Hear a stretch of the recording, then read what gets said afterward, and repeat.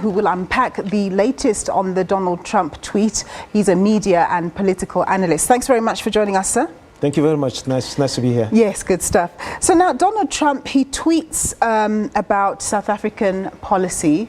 Does it really augur that well for diplomatic relations? Don't you think perhaps he could have given Mr. Ramaphosa a call? Look, I don't think that South Africa and the United States have any diplomatic relations to talk about at this time. In my view, the relationship between South Africa and America is at its lowest since 1994. President Trump has been in office since January 2017. He hasn't had any direct interaction, deliberate interaction with South Africa. Several months ago, the former U.S. Secretary of State, Rex Tillerson, visited 5 African countries. South Africa was not one of them. Okay? We're sitting now with an embassy of the United States in Pretoria that doesn't have an ambassador. So clearly, Donald Trump does not regard South Africa as strategic enough for him, or South Africa is strategic, but South Africa is not playing the role that he would want it to play. There is a whole lot of things that we can talk about. Let's make, for instance, an example with moving the U.S. embassy from Tel Aviv to Jerusalem. South Africa protested, right? And even our conduct in the United Nations, we're not very aligned with Donald Trump and his agenda. And Donald Trump doesn't like that. And he prefers relationships that are at a personal level.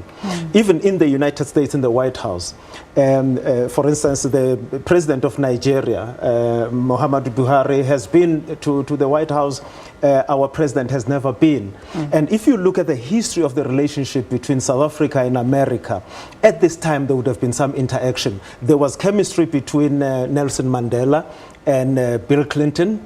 There was chemistry between George W. Bush and Thabo Mbeki. With Jacob Zuma, there was some, relationship, but that was strained with time. Let me interject there. Yeah. You have painted the background beautifully in 2 minutes. Excellent stuff. But now, very quickly, how should the South African government respond to this tweet, given that, a tweet is not really a formal communication, but still it has an impact? The problem with South Africa is that in the past several years, we've been very inward-looking, right? Contrary to how we conducted ourselves during Nelson Mandela and Thabo Mbeki's time. So if you talk about land reform program, you must understand that it will raise the temperature, and other foreign governments will be looking at this, especially given the history just across the border in Zimbabwe. I don't think that South Africa engaged its stakeholders as well as it could have, right? So now we are reacting to the situation. AfriForum proactively went to America to lobby right-wing conservatives. What did the South African government do? I do not know. I don't even know that the embassy of South Africa engaged not only the government of the United States, but the critical stakeholders in the US, like your Black Caucus, etc. I don't think that has done. So, on one hand, the Department of International Relations and Cooperation under Minister Lindwe Sisulu is correct to say that they'll use diplomatic channels to engage the United States. But beyond that, we need to take our message out there to the people and tell them what our land reform program is about and what it's not about. And we cannot always be reacting, because when we are reacting, we lose, you have to be first with the story. Now, we are on our back foot, we are defending, and we're not going to be that convincing compared to where we were if we were going to be proactive. Absolutely. So now we're on the back foot, but in a way, we have to react kind of thing, because if we don't react, what's the next strike from Mr. Donald Trump? I hate to be a prophet of doom, but if I were a betting man, I would say South Africa is going to be hit with trade tariffs in a not so distant future. And here are the reasons why.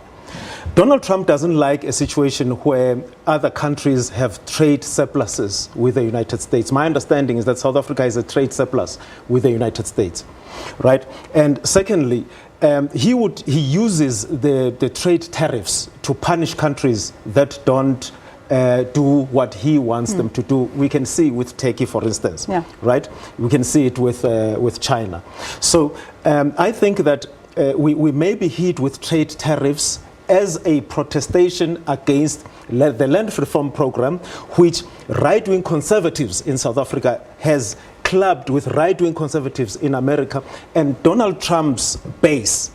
He is the president of the right-wing conservatives, right? So now, because there is this connection between the South African right-wing and the American right-wing, and which is about really trying to halt the land reform program, that we have been at best very chaotic in communicating as a country. You can expect that there is going to be some kind of repercussions for us. I don't think that this is just casual tweeting. Donald Trump doesn't operate that way.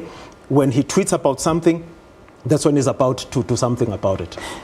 If that worst case scenario were to occur, that would be very negative for South Africa. Certainly. We'd see a sell-off on the rand, and obviously things would become very expensive, and it would be difficult for us to export and all of that. Disaster. I mean, we're already barely growing. Yes. So what then will that do to social and internal relations in the country? You know, I think the South African government needs to be very careful in how it deals with this issue. America uses its economic might to punish countries that it doesn't, agree with. We saw this with Barack Obama when he wanted to punish Russia. He made sure that there was, an influx of American oil.